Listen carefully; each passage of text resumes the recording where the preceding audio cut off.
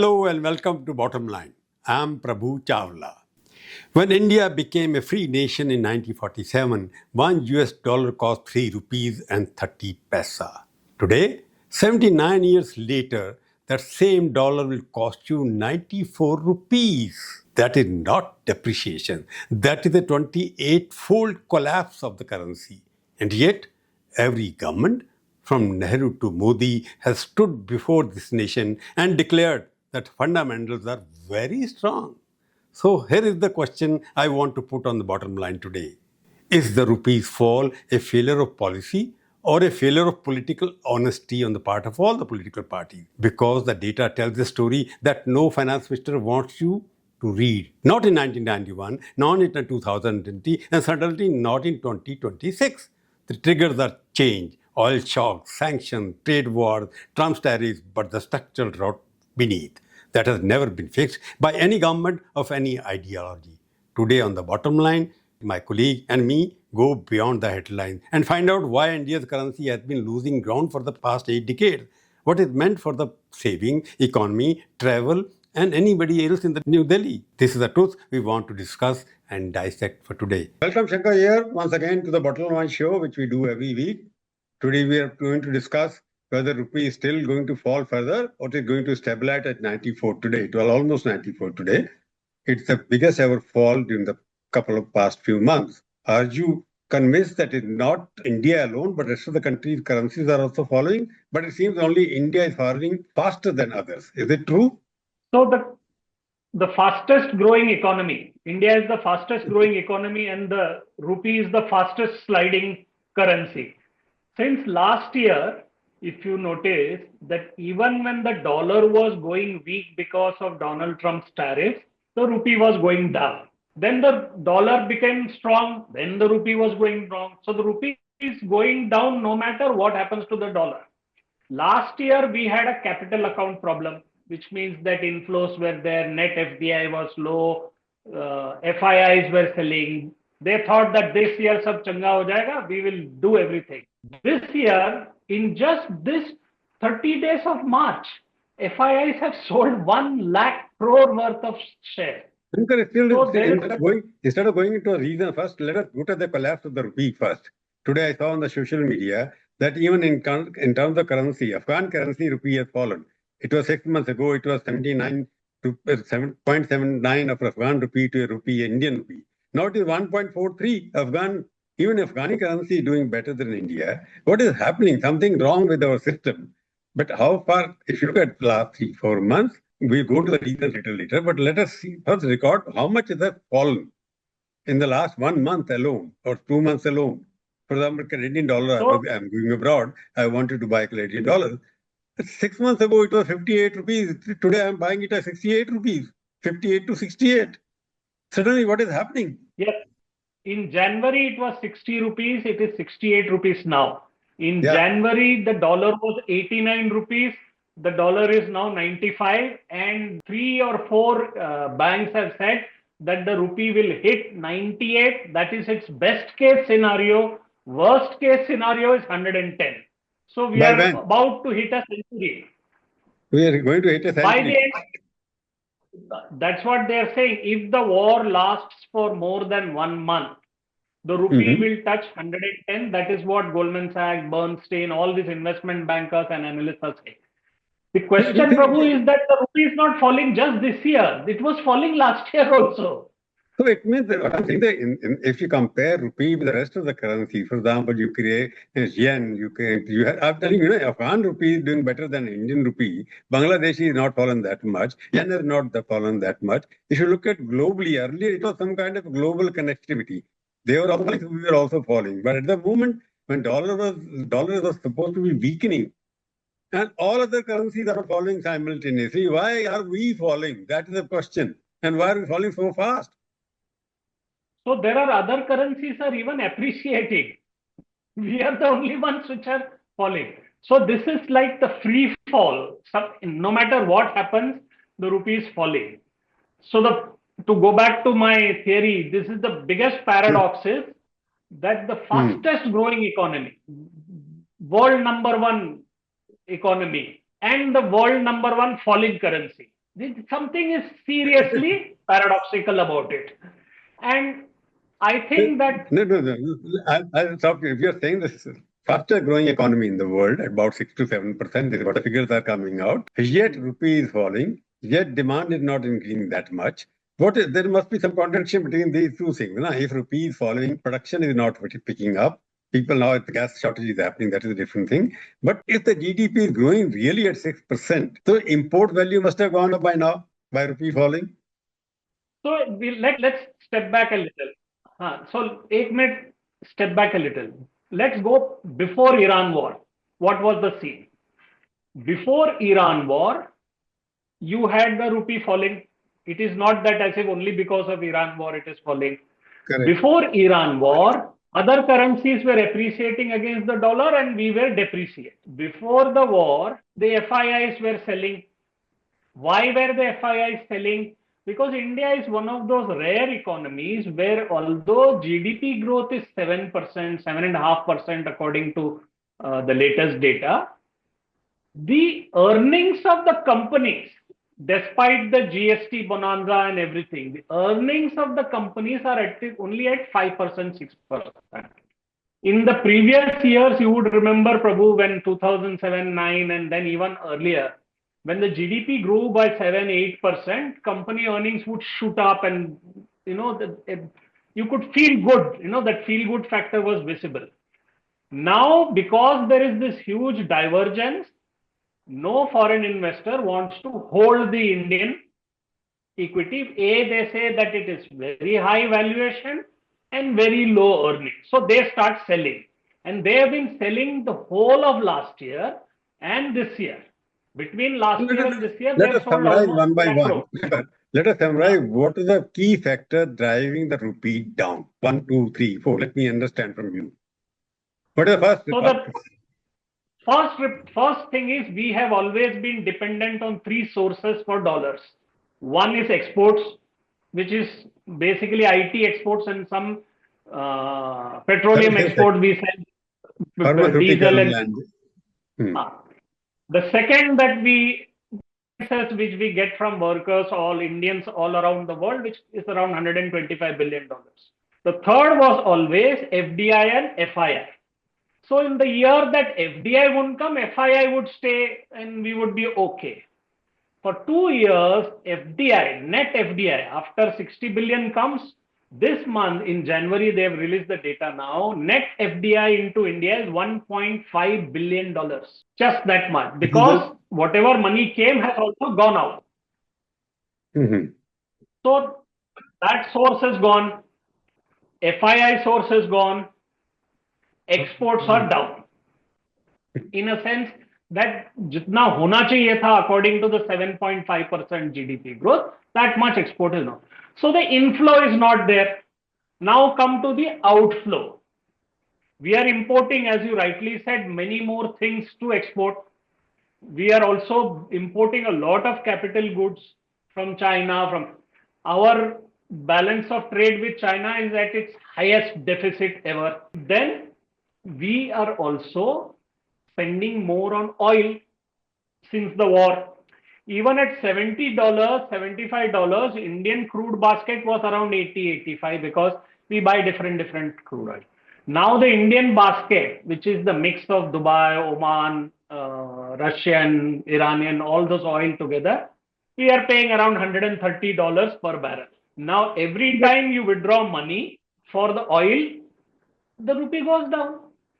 Yeah, and when the rupee goes down, the FII sell. It double whammy hai, sir. Government of India and spokesperson, finance minister, everybody speaking because they use this falling rupee during Manmohan Singh time. Everybody spoke about it, including Prime Minister Modi. Ki rupaya gir raha hai, ye gir raha hai. They all fun. Even the Bollywood film star, Bollywood also spoke about this. But now they think our fundamentals are strong.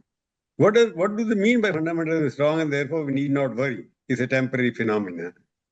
It is not a collapse. It is just a seasonal variation. So do you agree? Balance, are the fundamentals strong?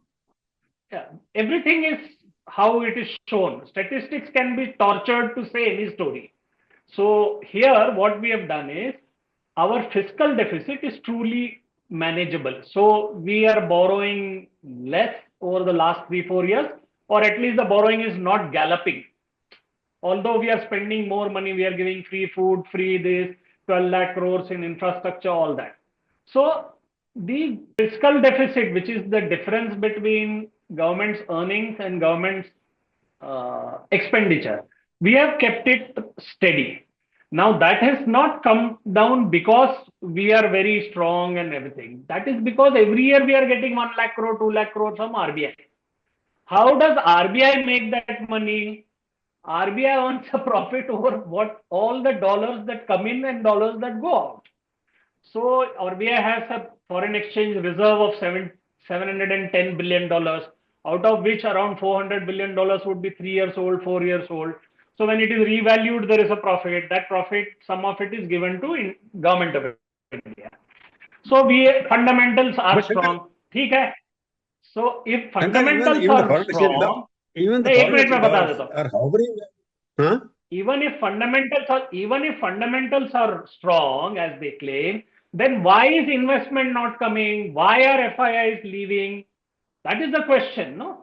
So it's a systemic failure, no? Somewhere you're saying it is systemic failure because something wrong in our fiscal policy or there is a structural issue. There is a structural problem there. Now that what coming back to that, for example, if the fundamentals were strong, I'm just talking about it, that even the foreign exchange reserves, which are hovering around between 650 billion to 700 for the past 3 years. Earlier they were going up very speed rate, because if you look at the 10 years gap, it has gone up by almost 40%, 50% when Modi took over. But suddenly there seems to be stagnation, not going at the same speed as they were going earlier. So fundamental reason is rupee is losing because more dollars which are coming at a much better speed in terms of FII, FDI, they are not coming. That's one. Number two, exports are not growing as fast as the imports are growing. That's number two. And number three, your deficit financing, which was about to be 3%, now it is reaching almost 5%. So fundamentals are this is what people are saying. Is it? Do you think that could be the reason contributing the collapse of rupee? So there is a certain arrangement that this government has come to agree with, that they will keep inflation down. To keep inflation down, they will spend in certain ways. Then they will keep fiscal deficit down, for which they will do borrowing. Now, if you are managing the balance of both sides without addressing the structural issue, now for an economy to grow at 7.5%, 8%, at least 20% of its GDP should be exports, which is not the case now. So that means that you are earning fewer dollars and spending more dollars. You're earning less dollars and spending more dollars. The other thing is that you are earning in rupees and spending in dollars because your dollar inflow is very patchy. So when they say that we are managing structurally and all, so basically it comes to India because of the return. Now, if some fellow had bought some share at 85 rupees to the dollar and today dollar is 95 rupees, even if he had got like 30% return on his investment, if he loses 11% in the currency, तो उसका तो जय हो गया. मतलब, he is going to sell. And all these FIIs, Prabhu, they have a system where they mark their investment in dollar terms. So, so any company, say a company's share is worth 100 rupees. And in the time when, or say 100 and, let's for the sake of calculation, let me say that it was 160 rupees, which is $2. Now the share price has gone down to say 150 and the rupee dollar equation has gone to 95. So he is getting a double whammy. He's being banged on both sides. So he is selling out. So he's selling and getting out whatever dollar he can save that much. Yes, that is what he's trying to do, because net disinvestment is happening in this country in terms of foreign exchange. And what about remittances? When we were in Indian Express once in the 90s, similar thing had happened. And I had done a story saying that it is the FII's launch Quit India movement. Now, last 2 years, they are selling relentlessly. And if the market is there where it is still at Nifty at 22,000, It is because every month Indians are putting 30,000 crores into the market. So Indians are subsidizing the foreign investors. Because the other thing which looks like our oil dependency, that is the factor which is contributing to the fall of rupee, because you need more dollars to get the same amount of gas, same amount of petrol, same amount of everything. Very, Fertilizer, for very, example, you get to various things. And even everything you are importing, 85% your PNG gas is being imported. In India, that is not increasing. Self-sufficiency in oil field is almost zero, 85%. It was 59% couple of years ago, now it is 85%. So our old oil dependency diplomacy, we did not anticipate. Therefore, more money is going because you are importing so much. So the conspiracy theory about this is, Prabhu, that the foreign companies who do exploration, the Indian companies which are doing exploration, see it more profitable to import the oil. That is the conspiracy theory. The reality is between 2014 and now, not only has our dependence on oil, imported energy gone up from even the conservative 70% to 88%. Not only has this gone up, but your output in India has gone down over the last 4 years. Now we produce less gas, less oil than we did in 2014. Now, just to give a perspective, in 2014, the dollar was 60 rupees. Now it is 95 rupees. We are importing more. So we are into what is called a vicious cycle. And there is, I mean, this government, you know better, that rarely has a petroleum minister ever completed 5 years in the previous governments. This government, first Dharmendra Pradhan and now Hardeep Puri, both have completed 5 years. The question is, why haven't they been able to push exploration, gas, whatever? एक project है अंडमान में, it is उसका जिहाद चल रहा है, जत्तो जिहाद चल रहा है, some environmental or something or the other, and it is crawling. So why is India not being able to? अच्छा, दूसरा है कि you may not have oil, your geography may not give you oil, but it has 300 days of sunlight. Why solar is behind? Solar, the real potential is 3,000 gigawatts. What do have we produced? 140 gigawatts. Nuclear potential is 80. I remember ONGC, once we did a story in India Today also. Before that, when PC Sethi, he was the petroleum minister in 1980. He told me in the interview that India would be self-sufficient in oil import by 1985. Now we are sitting in 2026. At that time, we were importing half of it. Now we are importing almost 88%. Almost it was indigenously. Our policies are they are sabotaging indigenous production. Now everybody is saying ONG, which is Navaratna, has also been crippled in terms of productivity. No, there is nobody is asking the question. That is a tragedy. All these fellows in the opposition who are talking about cylinder gas, this, that, and all, not one of them have asked, why haven't we? I mean, what is the, and if you see the latest Parliament Standing Committee report, it is a scathing report. I mean, the way they have taken on the government, saying how nothing is being done, all kinds of issues are there. But only when a crisis happens, that Prabhu, that हमारे यहाँ तो बम फटेगा तभी लोग कुआं खोदने को जाते हैं. So now even that Godavari Basin, which was discovery was announced with much fanfare, where has that gone? Nobody knows about that even. That whatever gas was announced, not even 1/3 of that gas we have seen. So the oil dependence. So what it looks like, because our oil dependency is part of the diplomacy, we did not anticipate, therefore did not take any preventive measure to keep that foreign exchange outflow under control. That is one of the most important reasons, because spending lakhs and lakhs of crore rupees on importing energy. That's why dollar has gone up. China in the last 10 months, whatever export surplus they were getting, they have bought resources. They have bought an enormous amount of crude oil and they have reserves and they are using the reserves. We have no space. We haven't built those kind of reserves. So, while concluding, I can say, Shankar, that as we recorded, one is that oil dependency is not we are taken into account. Number two, we are not bothered about exporting much more from India. Number three, we are not decided about how to do the economic diplomacy. And third, what about the deficit financing also is there because and foreign investment is also going out. But I'm asking you the final question. Do you expect any correction in the next couple of weeks or months? Or rupee will further go down to 98 or 100? It's the essentially first time. We should be bothered about that. I will be surprised if it doesn't touch 98, 99. I have a feeling that it will go down, and then when the war eases and situation resolves, we might come back a little bit. But the structural issue cannot be wished away. So what do you think? What should be done? What should the government should be worried about? They should be taking step 1, 2, 3 to resolve this problem. Because ultimately, even the middle class traveler who are supposed to be traveling in April, May, they're worried that their budget has gone up almost by 25%.